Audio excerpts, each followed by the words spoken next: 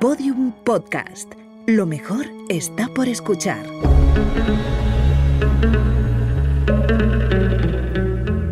Dentro de la pirámide, con Nacho Ares, en Podium Podcast.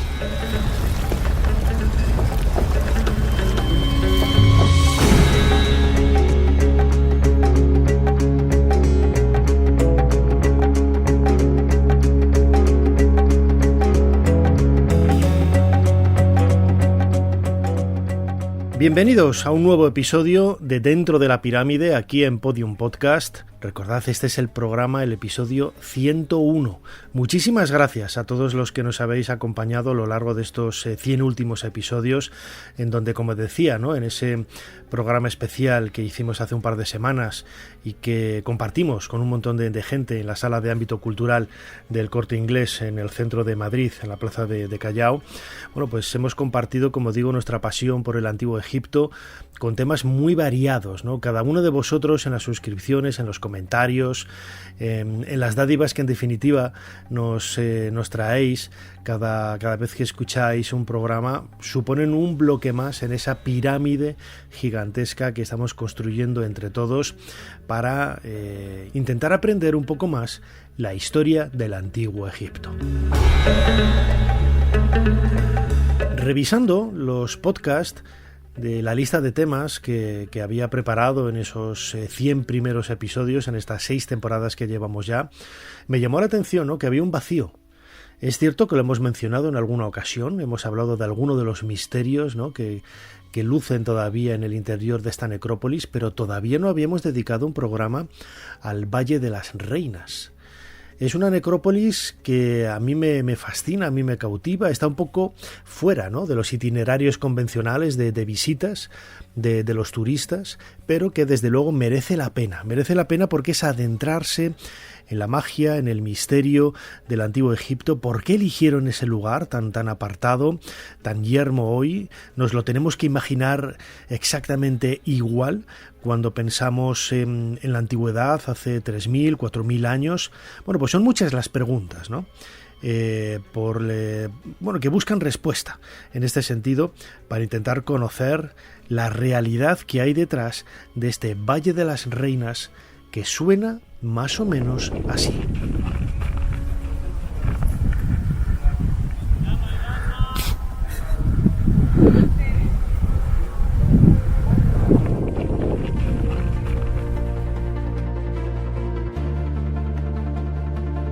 La montaña tebana es un lugar mágico. Cualquiera que haya tenido la oportunidad y la suerte de pasear entre las colinas y los peñascos de piedra que surgen del suelo en este lugar tan absolutamente maravilloso de la orilla oeste de Luxor, podrá entender un poco lo que digo, ¿no?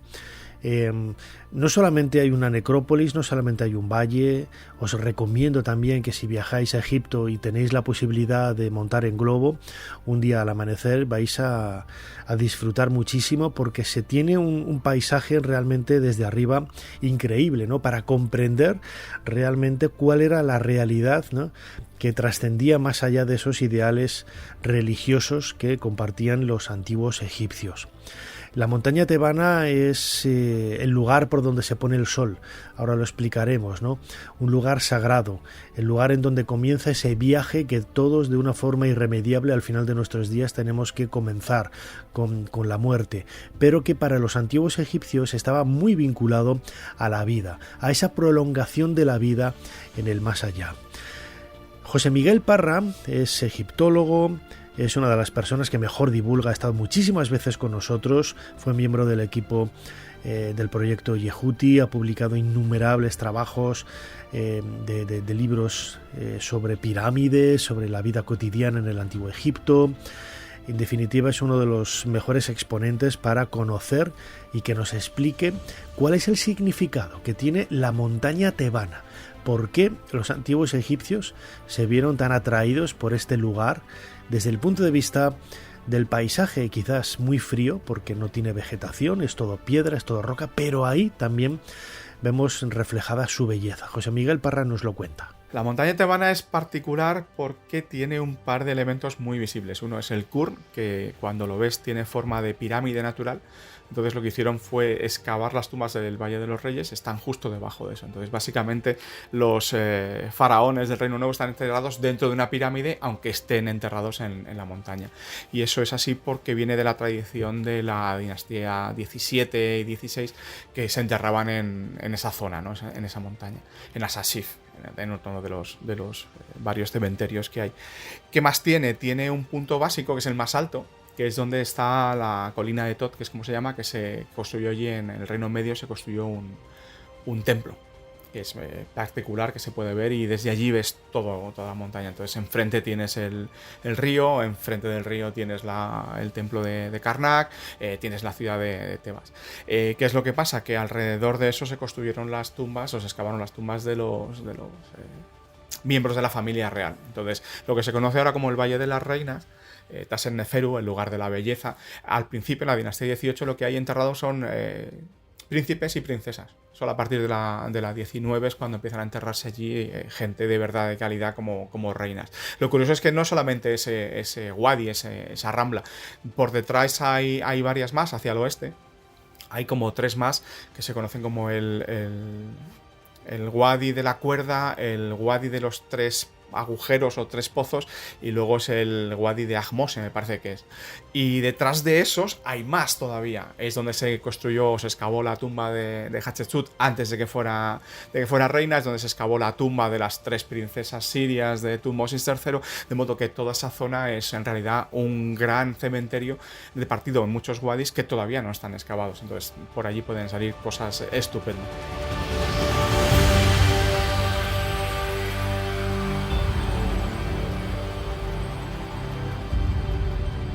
Dentro de la pirámide. Un viaje a los secretos del Egipto faraónico. En Podium Podcast. Con Nacho Ares.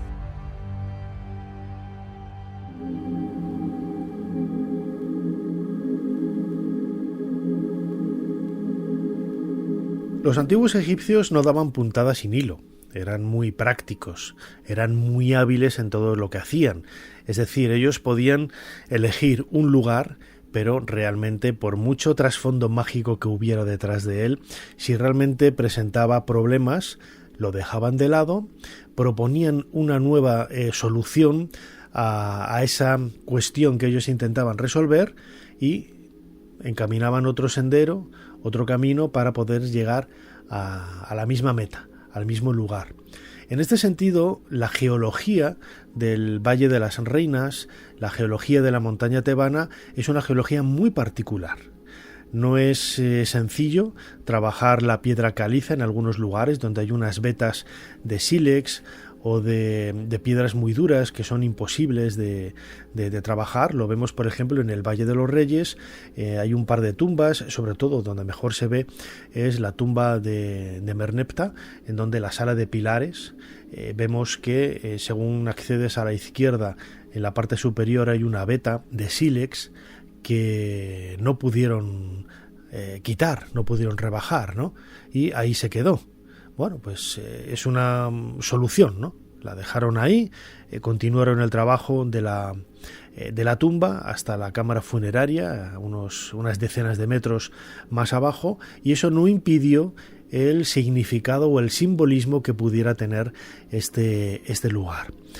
José Lull es egiptólogo en Barcelona, de la Universidad Autónoma de Barcelona, y en esas clases de Coursera dedicadas al Antiguo Egipto, a la montaña tebana, al Valle de los Reyes, que podéis acceder de forma gratuita en YouTube, hace un apartado dedicado precisamente a la geología, porque es un detalle muy importante para conocer un poco también el paisaje que rodea, en este caso, al Valle de las Reinas. Vamos a escuchar a José Lull. Vamos a hablar ahora de un aspecto que debemos considerar muy importante, y es la geología. Pensemos que los antiguos egipcios tuvieron que hacer frente a distintos tipos de rocas según excavaban para poder realizar esos monumentales hipogeos. No es igual excavar, no es igual tallar la roca calcárea que adentrarse en los estratos de esquisto, por ejemplo. De modo que lo que vamos a hacer ahora es observar qué procesos geológicos condujeron a esa estratigrafía.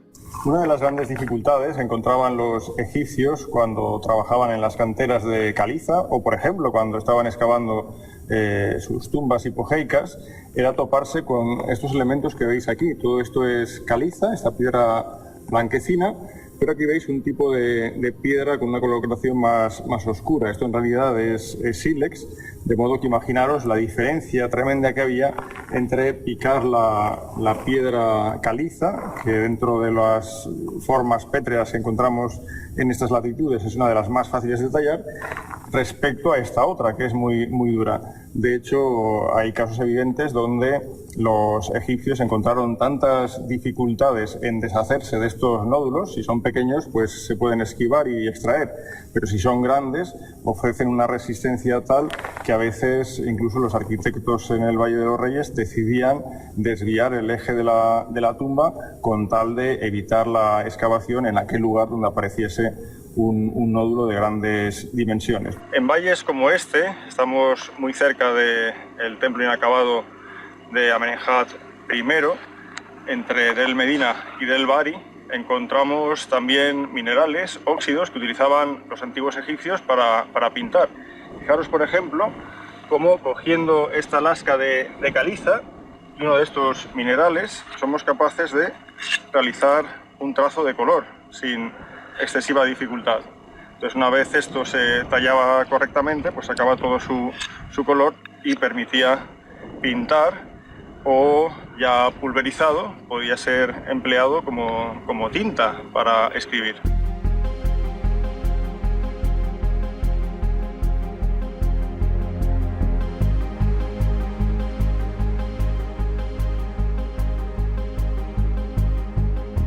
La pregunta que tenemos que hacernos es ¿por qué este lugar? La mayor parte de enterramientos de Egipto, el 99%, están todos colocados en el lado occidental, el lugar por donde se pone el sol. Lo decía antes, es ese lugar donde comienza la muerte, pero también es una puerta, no es un lugar en donde comienza el sendero, que también, pero es una puerta de conexión entre el más allá y el más acá. Esta es la razón por la que pues las fuentes, los textos antiguos nos estén hablando de muchísimas festividades que se llevaban a cabo, por ejemplo, la bella fiesta del Valle, en donde hacia el mes de junio, justo antes del comienzo del verano, los familiares iban a las tumbas de los seres queridos, pasaban allí varios días en contacto con estos seres queridos y compartían con ellos pues banquetes, fiestas, bailes, danzas, etc. Es algo parecido a la fiesta de la muerte, por ejemplo, que hay en México. Salvando las distancias, podemos encontrar muchos paralelos, ¿no? Con ese reencuentro con los seres queridos, en otros lugares también, donde sacan esos cadáveres incorruptos y los sientan a la mesa. Bueno, pues es quizás un poco más grotesco desde nuestro punto de vista occidental, que no estamos acostumbrados a relacionarnos de una forma tan íntima con la muerte, ¿no? Es cierto que en el antiguo Egipto la muerte generaba un proceso de duelo. A nadie le gusta perder a un ser querido, a tus padres, a tu familia, a tu esposa, a tus hijos. Sin embargo, no podemos decir también que lo veían de otra forma, pero sí que es cierto que los textos nos hablan de una realidad quizás menos abrupta a como lo entendemos en el presente, donde vemos la muerte como un corte absoluto, un corte y un final absoluto. Para ellos no, era el comienzo de una nueva vida en un nuevo reino, el mundo de Osiris, el Amduat, la Duat, los nombres diferentes que tiene esta geografía del más allá y que permite pues interpretarlo también y sentirlo de otra manera, ¿no?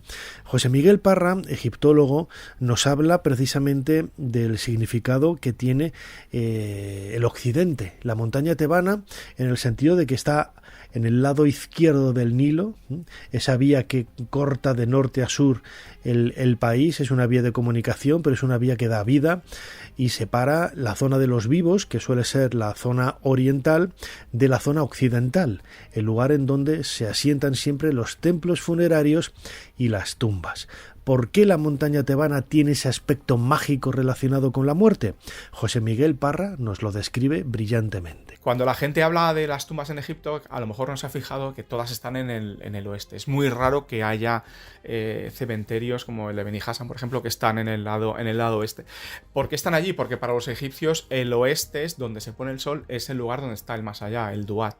Entonces, todas las tumbas tienden a situarse allí.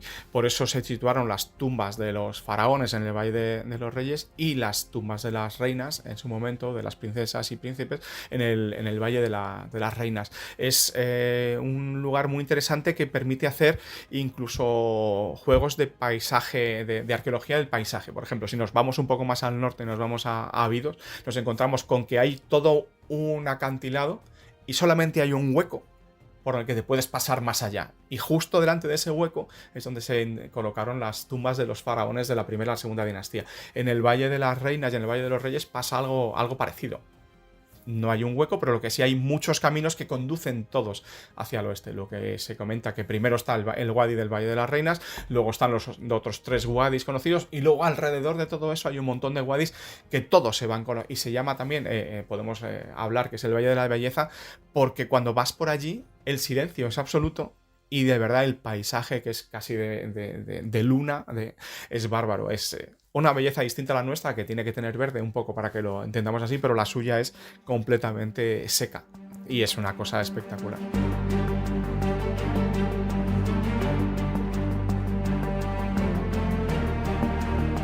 En la actualidad, el listado de tumbas del Valle de las Reinas apenas llega a las 100 tumbas, creo que son unas 95. Fue utilizado sobre todo en la dinastía 19, es decir, la que comenzó Ramsés I, grosso modo hacia el 1300 antes de Cristo, más o menos. Duró casi 3 siglos, 300 años, y como sucede con otros enterramientos, vemos que las tumbas se van reutilizando y van colocando enterramientos nuevos en donde debíamos esperar el enterramiento de una persona de época pretérita, de época anterior. Hay algunos aspectos, por ejemplo, en la tumba de Amenhotep, que es uno de los hijos de Ramsés III, en donde junto a la puerta apareció un feto que nos está hablando quizás de uno de los sentidos mágicos con que cuenta el valle. El Valle de las Reinas, en realidad, deberíamos decir el Valle de los Príncipes o el Valle de los Niños. Taset Neferu, que se traduce convencionalmente en la literatura como Valle de las Reinas, hoy todo el mundo lo entiende como no un valle precisamente de reinas, sino un valle de príncipes, y que las pocas reinas que hay ahí enterradas, porque no llegan a media docena, realmente fueron enterradas allí, seguro que por tener, ¿no?, algún vínculo afectivo con alguno de los príncipes o de los hijos con los que querían descansar eternamente, ¿no? Llama la atención este hecho, ¿no? Es una necrópolis de reinas que nos está hablando también del gran enigma de dónde están las otras reinas, ¿no? Luego ahondaremos un poco en este sentido, ¿no? Porque no solamente están perdidas las reinas de la 18 dinastía, porque no sabemos dónde están sus tumbas, sino también muchas de la 19 dinastía, que supuestamente tendrían que estar aquí.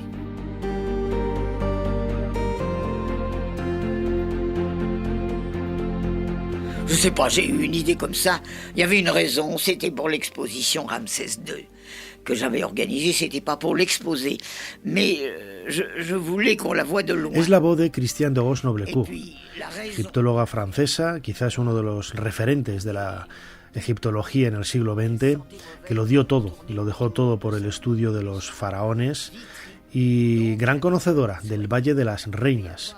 Ella además es una de las personas que desde el punto de vista académico abrió la mirada a muchos aspectos que quizás en aquel momento, cuando lanzó sus teorías en los años 60, 70 y 80, llamaban mucho la atención, porque podríamos pensar que eran muy esotéricas, que estaban desligadas de ese mundo ortodoxo y académico con el que se restringen los corsés de muchos profesores y de muchos académicos, ¿no? En cambio, Christiane de Gosnoble-Court tuvo la valentía de proponer una serie de ideas que hoy han tenido un calado bastante importante en la comunidad científica internacional al venir de quien venían, ¿no? Pues una mujer ligada al mundo académico por antonomasia, y nadie le tosía o nadie se atrevía a negar un poco lo que decía, sobre todo porque lo presentaba con argumentos bastante sólidos. Siempre hemos pensado que Egipto es el mundo de las esculturas, con la descripción, tiene la pierna izquierda adelantada, los puños cerrados, aquí pone esto, ya, pero todo eso tiene un simbolismo y una razón de ser. ¿Por qué se eligió el Valle de las Reinas? ¿Por qué este lugar vinculado al culto a la diosa Hathor, a la diosa Cobra Meretseger? ¿Por qué se eligió este valle para colocar en su interior las tumbas de los niños, de los príncipes y de estas pocas reinas? Christian de Gosnoblecourt tiene una respuesta que está en la propia geología, en el propio aspecto físico que tiene el valle. En uno de los extremos, según entramos en él, lo vemos al fondo, hay una enorme apertura en la pared del valle, por donde seguramente en época antigua caía una cascada enorme de agua, que es lo que daba también vida, daba sentido mágico a estos lugares. Hay que pensar que en Luxor, pues cada 70, 80 años, ahora cada menos años, se generan una serie de tormentas espectaculares que provocan, bueno, pues caídas de agua en las zonas altas de los valles de la montaña tebana, pues bastante espectaculares, ¿no? El ostracón descubierto por Howard Carter junto a la tumba de Tutmosis IV, y que hace referencia a lugares del Valle de los Reyes, habla por ejemplo del lugar de la cascada, ¿no? Es decir, había un sitio por donde caía agua seguramente después de una de estas tormentas, y Christian de Gosnoblecourt se dio cuenta, se percató de que quizá en el Valle de las Reinas había un espacio idéntico, que es lo que daba sentido, lo que daba quizás ese significado mágico, le daba vida al propio valle. Hay que pensar que la vida, según la cosmogonía de Heliópolis, surgía a partir de las aguas del caos, de las aguas de la nada. Bueno, pues junto a esta cascada, a este espacio abierto en la pared de la roca, del fondo de la roca, del Valle de las Reinas, a ambos lados, en las jambas de esta grieta natural, hay dos figuras que son realmente pareidolias. ¿Qué es una pareidolia? Una pareidolia es la reconstrucción que hace el cerebro a partir de unas formas aleatorias, casuales que hay en la naturaleza, y que tú identificas con un objeto determinado que ya está previamente aprendido en tu cerebro. Es cuando vemos unas nubes, por ejemplo, que te recuerdan una cara, un rostro, o vemos un coche que con los focos y el parachoques te recuerdan un rostro. Eso es una pareidolia. No están excavadas, pero sí que el ojo humano puede observar ciertas formas que se asemejan en el lado izquierdo a la cabeza de una vaca, y en el lado derecho el cuerpo de un hipopótamo. Esto no es una cuestión baladí. Realmente tú cuando lo observas y te lo dicen, lo ves. Ahí hay una cabeza de vaca y ahí ves un hipopótamo. Christian de Gosnoblecourt fue la primera en aportar estas ideas, ¿no? Y es muy posible que los egipcios en la antigüedad también lo vieran así. La vaca estaba identificada con la diosa Hathor, la diosa nutricia, la diosa celeste que protegía toda esa montaña tebana, y a la derecha el hipopótamo estaba identificado con la diosa Tueris, la diosa que acompañaba a las madres en el difícil momento del parto. Es decir, son elementos que desde el punto de vista iconográfico, desde el punto de vista mitológico, tienen mucho que decir en este Valle de las Reinas. Estas pareidolias son muy comunes, en el circo rocoso de Deir el-Bahari, en la parte superior del templo de Hatshepsut, también hay una cobra que está asomando. Una cobra parecida lo vemos en Sudán, en el templo de Gebel Barkal, y tú lo ves a simple vista y realmente ves esa cobra saliendo de la montaña, pero cuando entras en el templo de Amón que hay abajo, te das cuenta de que los antiguos egipcios también lo veían así, porque hay un dibujo, hay un relieve de la montaña en donde está coronada por una cobra, la misma cobra que tú ves a simple vista en esa pareidolia en la montaña de Gebel Barkal.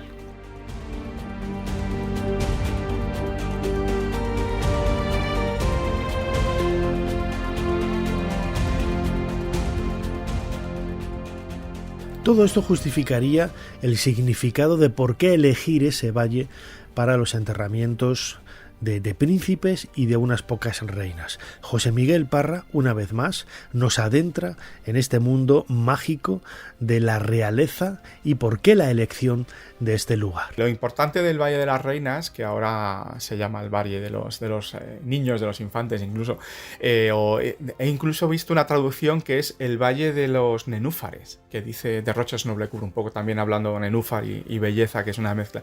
Bueno, lo conocemos como el Valle de las Reinas, pero en realidad es el valle, como hemos hablado antes, el Valle de los Príncipes, o comenzamos siendo el Valle de los Príncipes. Lo que pasa es que luego, al empezar a excavarse tumbas para las reinas, es como se conoce el Valle de la Belleza, el Valle de Tasset Neferu, ya hemos dicho, ¿no? Es un sitio espectacular, pues no hay muchas tumbas que se conozcan. Me parece que hay como unas 115, 112 tumbas, y aproximadamente una tercera parte tienen nombre. Lo demás son prácticamente agujeros que han sido saqueados y que no se sabe dónde están, quién se enterró allí. Tampoco están decoradas más que unas poquitas. Lo que pasa es que las que están decoradas de una forma brutal. Pues la tumba de Nefertari es espectacular. Por eso se conoce un poco también como el Valle de la Belleza, yo creo.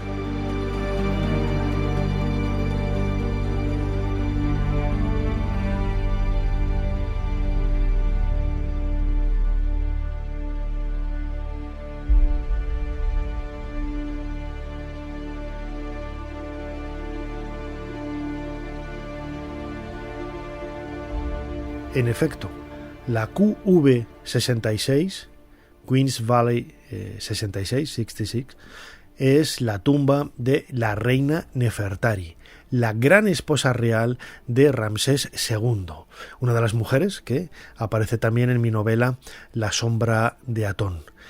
La reina Nefertari ha pasado pues, a la historia de la egiptología como uno de los grandes descubrimientos del siglo XX. Fue descubierta en 1904, hace ahora 120 años, por Ernesto Schiaparelli, el arqueólogo italiano.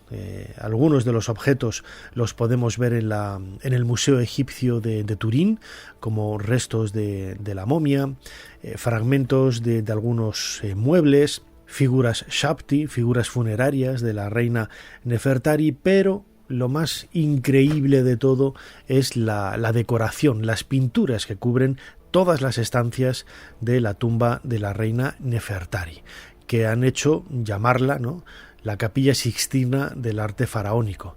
Habría que decir que la Capilla Sixtina en realidad es la tumba de Nefertari del Renacimiento.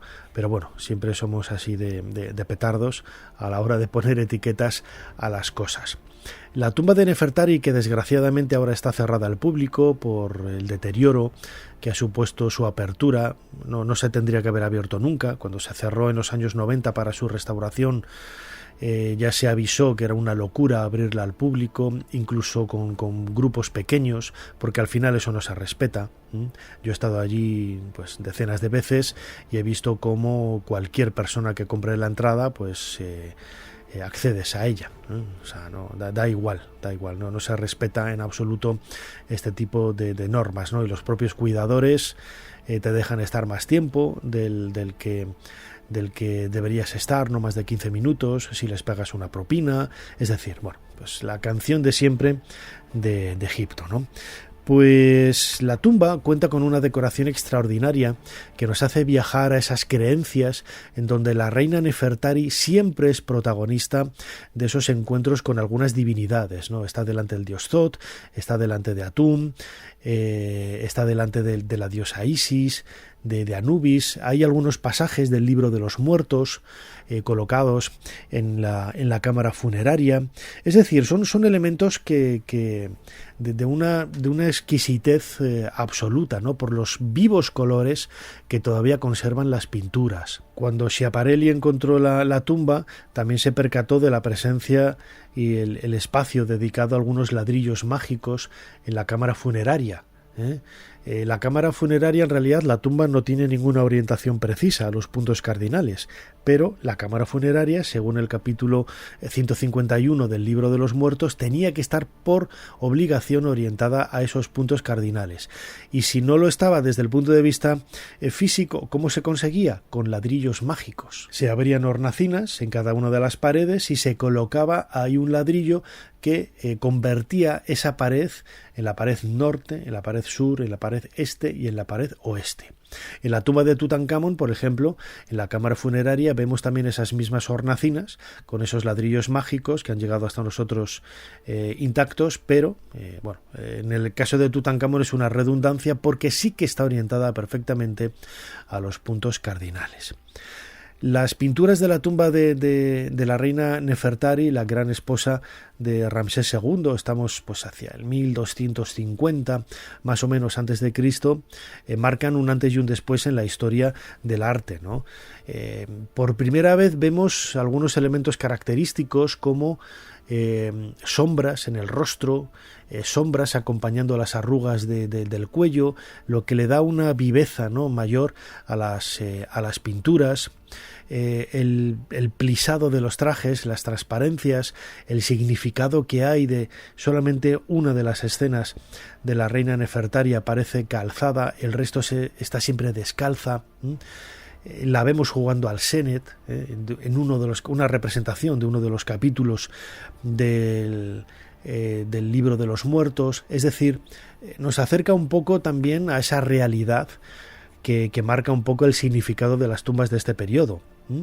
Un hecho curioso, en los textos no se menciona ni una sola vez a Ramsés II, a su esposo. Sabemos que es ella por el nombre y porque tiene el título de Gran Esposa Real. ¿Y quién era la Gran Esposa Real con el nombre de Nefertari? Pues la esposa de Ramsés II.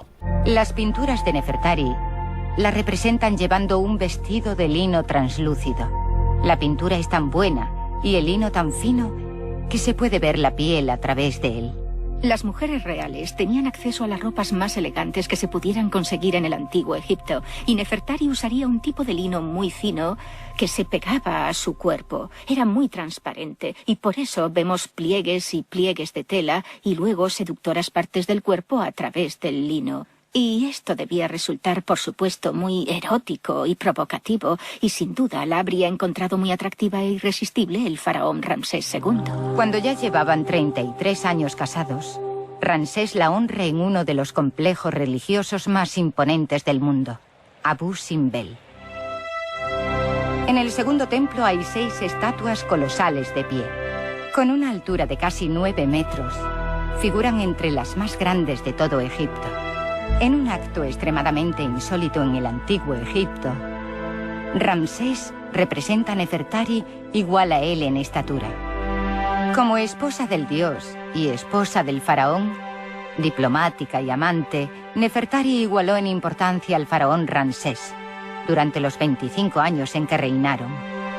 Luego, a los 46 años, Nefertari cae enferma y muere.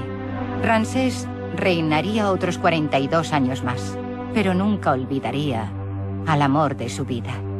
Para llorar su muerte, Ramsés construye la Casa de la Eternidad de Nefertari, una tumba fastuosa en el Valle de las Reinas. Las paredes del templo están plagadas de jeroglíficos llenos de color y que dan al templo su sobrenombre moderno, la Capilla Sixtina de Egipto. Se la considera la tumba más importante del antiguo Egipto que se haya encontrado.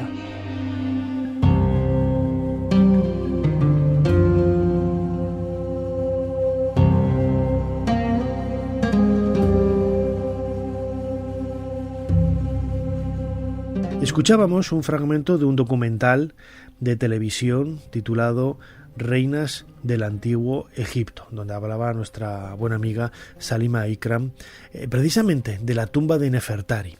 Pero como decía, la tumba de Nefertari quizás es el vértice de esa pirámide en donde podemos encontrar la máxima belleza en la decoración de una tumba. Unas pinturas que seguramente fueron realizadas por los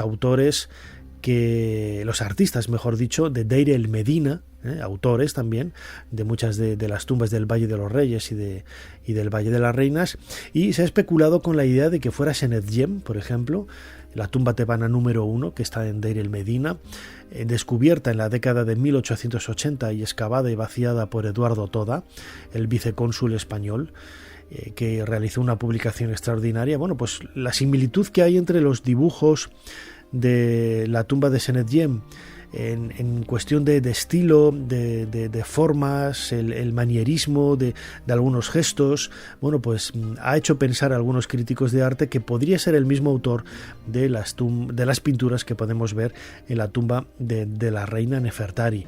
Podríamos hablar de las pinturas y relieves de la dinastía 20, por ejemplo, de los hijos de Ramsés, ¿no?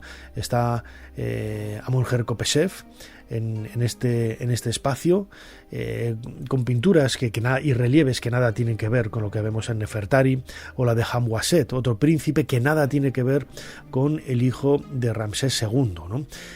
Titi también es otra de las tumbas que se puede visitar en el Valle de las Reinas, pero su arte, aunque es increíblemente hermoso desde el punto de vista estético y desde el punto de vista de los contenidos, ¿no?, religiosos y mitológicos que podemos ver en las paredes, nada tiene que ver con lo que vemos en la tumba de Nefertari.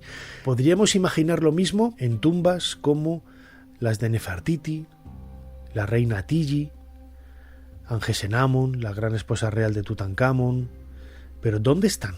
¿Dónde están todas estas tumbas de la 18 dinastía, de reinas, grandes esposas reales de la 18 dinastía, que no están en el Valle de las Reinas? Es lo que le hemos preguntado a José Miguel Parra. Es otro de los grandes misterios. ¿Dónde está la familia? Entonces hemos hablado de esos wadis donde seguramente están enterrados muchos, pero también hay muchos enterrados en el propio Valle de los Reyes. Las últimas tumbas que se han descubierto allí, la Kabu 63, la Kabu 64, la Kabu 65, en realidad son tumbas reutilizadas o construidas para príncipes y princesas de la dinastía 18 que se enterraron allí, que luego a lo mejor las sacaron o utilizaron los agujeros, ¿no? Es, bueno, un poco lo que estamos viendo ahora mismo.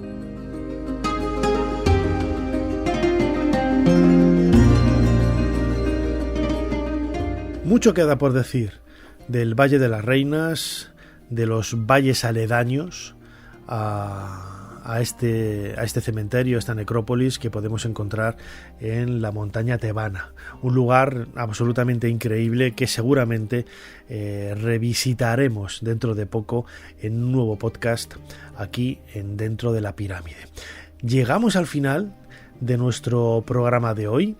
Muchísimas gracias de nuevo por estar ahí. Recordad que tenemos todos los domingos a las 8 de la tarde en nuestro canal hermano de YouTube Dentro de la Pirámide, 8 de la tarde, hora de Madrid, un vídeo con contenidos que suelen complementar muchos de los podcasts que tratamos aquí en Podium Podcast.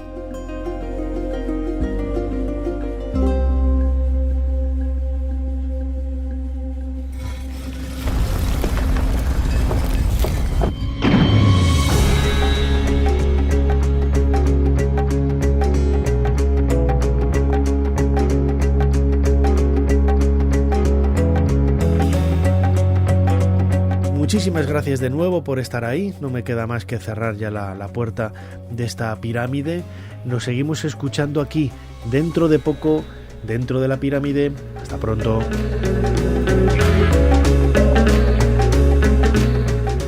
Dentro de la Pirámide. Un viaje a los secretos del Egipto faraónico. En Podium Podcast. Con Nacho Ares.